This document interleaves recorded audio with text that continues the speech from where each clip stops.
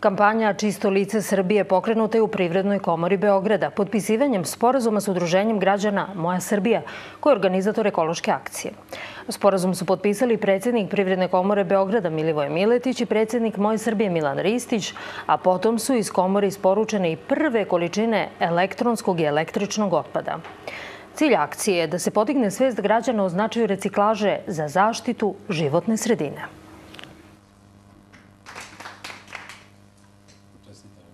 Sami podaci danas dovoljno govore da ukupan obim reciklaže je u Srbiji, rekao bih, izuzetno mali u odnosu na neke evropske prosjeke, a ako bi poredili to sa nekim drugim zemljama, da kažem, imamo ogroman prostor i ogromnu potrebu da tu postignemo znatno veće rezultate.